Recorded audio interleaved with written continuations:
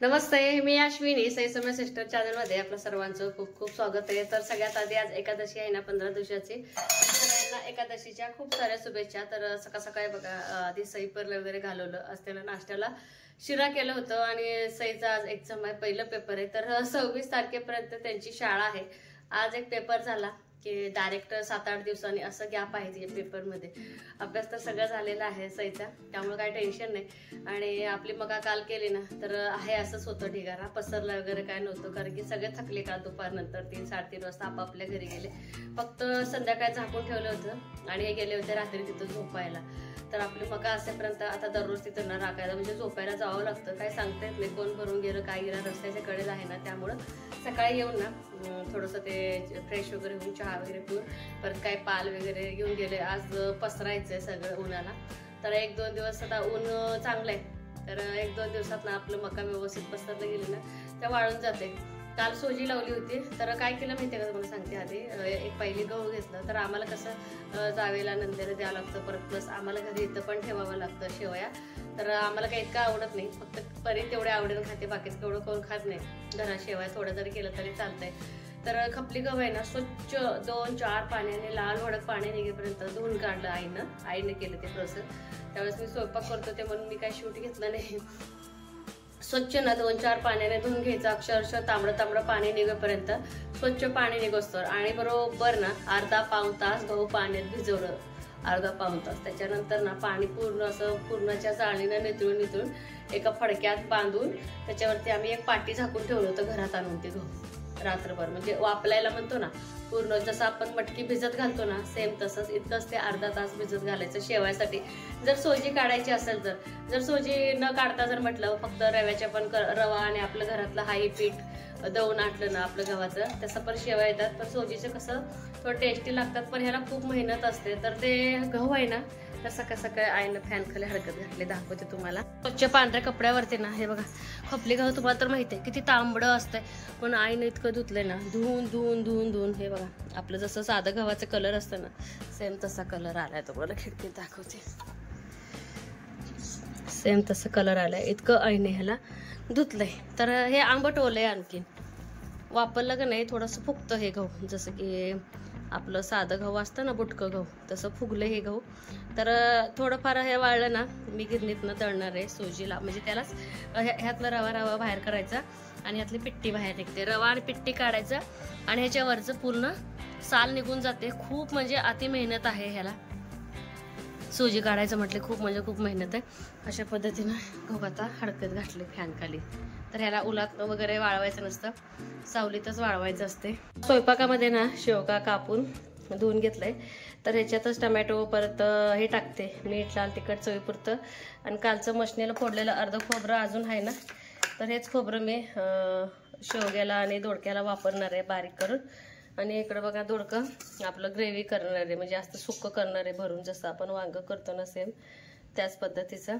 तर ह्याचं सगळं आता वाटण तयार करून घेते। आधी मला ना शेंगदाण्याचं कूट तयार करून घ्यायचं, हे बघा शेंगदाणे बारीक करून घेते। आईची एकादशी आहे, आईसाठी शाबू भिजत घातले, तर ह्यातलं आता मला काढायचं आहे पाणी, हे पण पाणी काढून घेते। दोडक्यामध्ये भरण्यासाठी हे बघा ओलं लसूण खोबरं, परत लाल तिखट टाकले, हळद मीठ टाकले आणि थोडंसं शेंगदाण्याचं कूट टाकले। तर हे सगळं मिक्स करून ह्याच्यामध्ये भरून घेते। तर अशा पद्धतीने जर दोडका केला तर ह्यांना आवडतो आणि एकदम रस्सा, जास्त तिखट पण नाही आणि सपक, थोडंफार मिठाचंच म्हणा ना, तसं जर केलं तर सई परीला खूप आवडतो दोडका, अगदी चुरून असा दोडका खातात मग दोघी पण।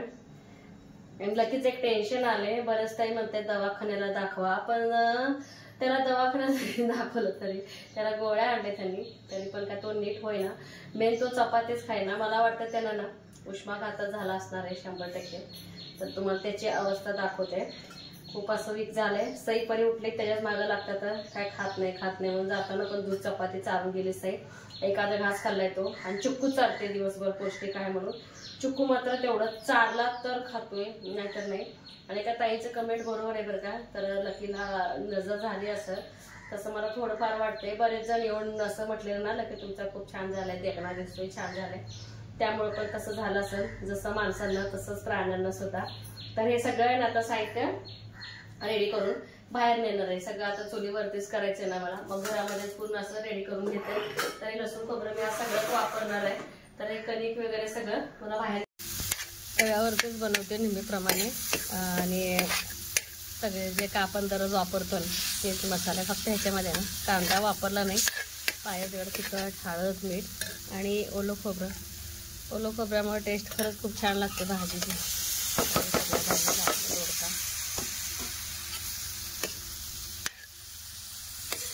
तर दोडका भरताना शेंगदाण्याचं कूट वापरलं होतं ना, त्यामुळे मी आता नाही वापरत. तर थोडंसं ना या ताटामध्ये पाणी घेऊन दोडका वापरायला ठेवणार.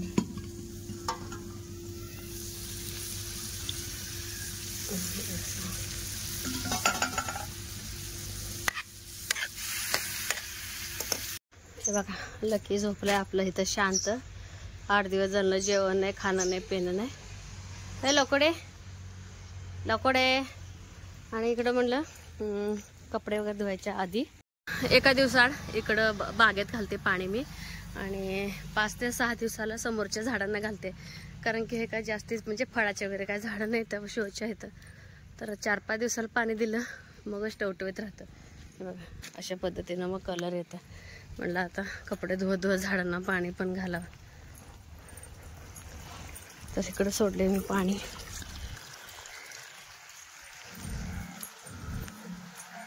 मोगरा पण फुलला आहे. परी रोज वरडते आई आपल्या मोगराला कळा काय येत नाहीत, पण कुठं कुठं यायला चालू झालेत कळ्या. असे छोटे सुरुवात झाली आता. आणि सध्या रामफळ काढायला येत नाहीत. रामफळावर पक्ष्यांचं राज्य आहे सध्या. पक्षी फोडतायत रोज. हे बाय खोडल्या रामफळ. कावळा आलायच फोडायला. आणि आपले चिक्कू पण आता मस्त झाडावरच पिकालेत. पोरं आले काय झाडावर चढून खातात चिक्कू. चिक्कू पण भरपूर लागलेत झाडाला आपल्या. आणि तसंच पक्षी पण फोडतायत. ते तर कुठं जावावं. तर हे बा फुलं दिवसभर कावळा, चिमण्या, पाणी, खाणं सगळं इथंच आहे ह्यांचं. फळं. चिक्कू 2-3 दिवसापूर्वी एका ताईंची कमेंट होती की ताई यात्रा म्हणजे ह्याच महिन्यात असते का? हो, सिद्धनाथाची यात्रा चैत्र महिन्यातच असते. आणि आपल्या सिद्धनाथाचं बघा देवाला तेल लागणे असतं. तर बार्शीपासून म्हणजे एखादं झाले की दुसऱ्या दिवसापासून तेल लागतं. तर 12 दिवस घट असताना त्या 12 दिवसामध्ये पूर्ण साफसफाई वगैरे आवरायचं असतं. तर आता आपल्या शेतातले सगळे कामं झाले. तसं बघायला गेलं तर त्यांचंच काम आहे. जसं की बघा मळ्यामध्ये आता मका वगैरे पसरले ना, तर मला काय तिथं म्हणजे जायला पण होत नाही आणि हे नेत पण नाही. त्यांचं ते बघतात. तर मग बरं झालं म्हटलं. तर आजपासून ना थोडी सुरुवात म्हणजे सुरुवात काय करणार माहितीये का? एखादी खोली जर तुम्ही साफसफाई करायला जर घेतला तर सगळं एकदम कामं होत नाहीत. बघा आता तुम्हाला सांगते, शेतकऱ्याचं घर पडले की कुडूक मुडूक, आणि त्यांच्या घरी महालक्ष्मी वगैरे असतात ना, त्यांच्या घरी बरंच असं पसारा असतो, अडण्या असतात, 2-3 पेट्या असतात. परत एखादं दुसरं डबल टिबल सामान असतं. तुम्हाला माहित नाही माझ्या बेडरूम मध्ये तुम्हाला जितकं चकाचक दिसतंय, जसं की मी पडदा वगैरे लावते त्याच्या पाठीमागं भरपूर असा पसारा आहे. आईचं पण जुना संसार आहे. आणि जोपर्यंत म्हणजे म्हातारे माणसं घरात असतात ना, तर त्यांनी घेतलेल्या वस्तूंना ते हात लावू देत नसतात, कितीही जर काय जरी झालं, कारण की ते त्यांच्या कष्टाने घेतलेलं असतंय. त्यामुळे ते सगळ्या वस्तू अगदी जपून ठेवल्या जातात. तर म्हटलं रूममध्ये साफसफाई दुसरं करण्यापेक्षा आधी सईपरीचं कपाट किंवा ह्यांचं तर हे सगळं साफ करून घ्यावं. जसं की सगळं पुसून वगैरे. आणि अधूनमधून सईपरीचे कपडे मी ना लगेच धुवून ठेवत असते. आणि दसऱ्यामध्ये तर सगळं आपण धुतोच, यात्रेमध्ये पण मी धुवत असते. पण आता काय झालं माहितीये का, पाण्याचं इतकं प्रॉब्लेम झाले ना, खूप प्रॉब्लेम झाले. तर सगळ्या पाण्याने पण मी धुवू शकत नाही. आणि असे कपडे सगळे क्लीन आहेत आणि ऊन पण इतकं आहेत ना, तर उन्हाला लावून वगैरे कपडे ठेवलं तर पण चालते. आणि धुवून जरी टाकलं तरी पण ना इतकं उन्हाळा आहे कपड्याचं ना, कलर पण जाऊ शकतोय. त्यामुळे मी कपडे ना धुवून ठेवतच असते. त्यामुळे इतकं काही प्रॉब्लेम येत नाही. तर ड्रॉवर वगैरे सगळं साफ करायचं चाललंय. एक ड्रायव्हरचं कप्पा परला दिलंय, एक सैलच दिले. बघा तुम्ही, ज्याच्या घरात 2 मुली आहेत ना, समान द्यावं लागतं सगळ्या गोष्टी, सगळ्या म्हणजे सगळ्याच गोष्टी. तर पूर्ण कपाट मी पुसून घेते. तर एका ताईंची अशी पण कमेंट होती, ताई तुझं तू कपाट दाखवली ना तुझ्या रूम मध्ये जे आहे फर्निचरचं. तर हे बघा अशा पद्धतीचं आहे. तर खर्च किती आला हे विचारलं होतं ना ताईंनी. तर मला बघा 4 वर्षापूर्वी 25,000 खर्चाला आणि मी घरातच करून घेतलेले होते. त्यामुळं ना अगदी म्हणजे बाहेरचं विकत आणण्यापेक्षा मजबूत असतं एवढं मात्र खरं आहे. तर बघा सई परीचे कपडे वेगवेगळे ठेवायचं माझं काम चालू आहे. तर सईला ना काही कपडे होतच नाहीयेत. तर बघा तिचं काय होतंय, शाळेमध्ये फुल ड्रेस म्हणत पोरगी दुसरेच कुठले तर कपडे घालते आणि जे आपण महागडे कपडे आणतो ते तसंच राहून गेलेत. बघितलं तर इतकं वाईट वाटते. पण पाठीमागं परी आहे त्यामुळे इतकं काही नाही. मग पण बरेच कपडे तिचे असे निघाले की तिला जे येत नाहीत, तर तिचे जे येत नाहीत ते पण परीच्या कपाट आवरणं चालू होतं. म्हणलं चला सई परीच्या पर्स थोडंसं कलेक्शन दाखवावं म्हटलं आता. तर हे दोन आहेत, हे का पर्स नाही आहेत, तर हे छोटे बॅग आहेत. जसं की बघा ह्यांना जेव्हा एकदा ना स्कूलमध्ये एक दिवसाचा क्लास असतो त्यावेळेस घेतलेलं आहे ह्यांना. आणि पिकनिक वगैरे असते ना, मग जास्त किती वन डे पिकनिक असतं, फक्त खाऊ आणि बॉटल एवढंच असते ना. त्यामुळं ना हे दोघींना सेम असं सॅक आणलेले. का होते सेम जर नाही आणलं मग रडारडी होते. सईकडनं का होत नाही पण परीकडनं होते. जेव्हा हे मला वाटतं कुठं फिरायला गेलते मला का आठवत नाही, तारकर्लीला गेलते वाटतं, त्यावेळेस ह्यांनी बघा हे असं दोघीला सेम टू सेम पर्स आणले. तर अजून ह्याचा वापर पण केला नाहीत पोरीने, पण ह्यांना आवडलं म्हणून सईपरीला ह्यांनी हे घेऊन आले. ते सईपरीचं पर्स तर मला तर खूप आवडले. पण जास्तीचं हेवी ह्यात काय बसणार नाही, फक्त मेकअपचं मुलांना म्हणजे एकदम कम्फर्टेबल असं बसेल असं मला वाटतंय. तर एकदम मी ह्यांना ना कुठं जाताना सई आणि परला दोघांना मी घ्यायला लावणार आहे. तर बाकीचे जे पर्स आहेत आपल्या यात्रेतली खरेदी, जसं की बघा अण्णा असताना खूप असं म्हणजे कुठल्याही आजोबांना कौतुक असताना आपल्या नातवंड जे हात करेल ते मागते. दोघीकडे सेम पर्स होती. तर एक पर्स कुठे गेली माहित नाही, पोरं भांडेकुंडे खेळताना खेळत होते, पण ही पर्स आहे अशी राहिली, अगदी नवीन कट्ट अशी राहिले. तर ह्याच्यामध्ये ना काय काय पोरीने ठेवलेले बघा. जे वस्तू सापडत नाही ते वस्तू ना कपाट आवरताना सापडते. एरवी रडती परी हे माझं कुठं गेलं, ते माझं कुठं गेलं. तर हे सगळं ना पर्समधलं सामान आता बाजूनच करते, त्याशिवाय काय सापडत नाही बघा. तर हे एक पर्स आहे आणि हे गिफ्ट आलेले सईपरीला पर्स. तर हे बघा पर्समध्ये पर्स आहे. तर वाढदिवसाच्या ह्याला सईपरीला गिफ्ट आलेलं आहे. तर ह्यातलं छोटं पर्स ना मला वाटतं ह्यात एखाद्या कुठल्या तर पर्समध्ये असेल, जसं की हे आहे ना पॉकेट सेम तसंच. तर हे सईपरीला दोन्ही पर्स ना गिफ्ट आलेलं आहे. तर ह्यात काय एवढं काय सामान बसत नाही, पण एक स्टायलिश म्हणून गिफ्ट आहे. इतकं काही जास्ती सामान बसत नाही ह्याच्यामध्ये, तर आठवण म्हणून मी ठेवले. आणि हे पण यात्रेतली खरेदी अगदी 50 रुपयाला. मी पण ह्याचा बऱ्याच वेळा वापर केला हा पर्स आणि अजून पण करते. लहान मोठं पण साईज करले त्यांना. अगदी 50 रुपयाला काय येते, एकदम छान आहे. ह्याच्यामध्ये बरंच असं सामान बसतंय. तर दोघींना सेम टू सेम सयनपरला दोघींना सेम टू सेम काही जे घेतलं ना तर दोघींना सेम टू सेम घ्यावं लागतंय. तर हे दोन यात्रेतली खरेदी 50 रुपयाला काय येतंय. आणि हे मात्र बघा मला काय ह्यांनी कानातलं घेतलं होतं माझं, जे मी तुम्हाला संक्रांतीला दाखवलं होतं ना त्याच्यावरती हे फ्री मिळालेलं आहे, पण मी हे कधी वापरलंच नाही. तर हे वापरू का नको तुम्हीच मला सांगा. का होतंय एकदा त्यांच्या दुकानचं वगैरे नाव लिहिलेलं असते ना, त्यामुळं मग ते नको वाटते घ्यायला. आणखीन तर मी एकदाही वापरलेलं नाही आहे. तर बघू कधीतरी आपलं यूज करूया. तर ही पर्स कशी वाटली हे मला सांगा. फ्रीवाली पर्स आहे, फ्रीवाली सोनाराच्या दुकानात मिळालेली. आणि जगच्या यात्रेमध्ये आत्यानं घेऊन दिलेले परला गेल्या वर्षी. तर 150 रुपयाचं हे पाऊच आहे, परी घेतली आत्याकडनं. तर ह्याच्यामध्ये ना काय काय ठेवलेली लेकरू बघू. खर्चाला वगैरे पैसे दिलेलं किंवा पाहुणे वगैरे आल्यानंतर देतात ना, तर ते सगळे पैसे ठेवते. आणि जेव्हा बाबाला आईला गरज असते, तिच्या शाळेत काय फी भरायची असते त्यावेळेस परी देते बरं का. तर बरंच काय काय ठेवलंय पैसे परीनं. तर ही परीची आणखीन एक पाऊच आहे. आणि ही सईची आहे हे. तर ही जेव्हा मला मी घेत होते ना माझ्याकडे सेम असंच आहे, फक्त गोल्डन कलरचं आहे. तर मला वाटतं एक 10-12 वर्षाच्या वरती झालं असेल. मुलं काय वापरत नाही ठेवतात ना, त्यामुळे अगदी व्यवस्थित असं राहतं. आणि त्यावेळेस खरंच ना ह्या पर्सची फॅशनच आलेली होती. तर मी वापरते, अजून माझ्या पर्समध्ये असते. तर ही सईची पर्स आहे. एक भावनिक आठवण सांगते तुम्हाला. आमच्या अण्णा जाऊन ना बरोबर आता 6 वर्ष होत आले. तर वारायच्या अगोदर पोरींना परीच्या पण पर्समध्ये आहे. तर यात्रेला म्हणून अण्णांनी ना असं 20-20 रुपये दिले होते यात्रेला. पोरींनी अजिबात खर्चलं नाही, काही नाही. कितीही तुम्हाला अड नड येऊ द्या, आपण दोघीही अण्णांची आठवण म्हणून असं 20 रुपये ठेवले. अण्णा देताना नवीन चकाचकच होती ती नोट, अजून पण ती नोट दोघींनी आहे असं ठेवलेलं आहे. तर सईपरीचं एवढं कलेक्शन आहे बघा दोघींचं. बरंच असे काय काय ना पर्स त्यांनी असं वापरून वापरून खेळणीमध्ये कळत नसतं ना. लहानपणी मी म्हणायची बाळांनो खराब होतंय खराब होतंय, तर कुठलं ऐकतात पोरं, अजिबात ऐकत नाहीत. तर असे सईपरीचे कलेक्शन आहेत पर्से आपल्या अजून येतील. आता यात्रा आहे आणि आता पहिलं मुलींना समजत नव्हतं, पण आता थोडं थोडं समजतंय, त्यामुळे इतकी जास्तीचं काही खरेदी करत नाहीत, जे लागेल तेच. हे मात्र आहे, आपण काहीतरी आवरायला गेलं की आपल्याला जे हरवलेली वस्तू आहे बघा ते तर सापडते. आणि हे माझी पर्स आहे, हे बऱ्याच वेळा तुम्ही बघितलेलं आहे. अगदी रब बाय टप आहे, घरगुती शिवलेलं आहे. माझ्या चुलत नंद्याने मला शिवून दिलेली पर्स आहे. तर त्यांनी मला बघा 150 रुपयाला हे पर्स दिले. कितीही सामान बसतं, कितीही. मी तर ना इतकं माझं ह्या पर्समध्ये वजन असते ना, खूप वजन असते. पाऊस सकट, मोबाईल सकट, माझ्या काय वस्तू तुम्हाला बोलले ना सईचं माझं सेम आहे. जेव्हा मला घेतलं तेव्हा मी सईला घेतलं होतं, तेव्हा आणखीन परी झाली पण नव्हती. पहिलं मूल तेव्हा किती लाडकं असतंय, जे म्हणेल ते घ्यायचं.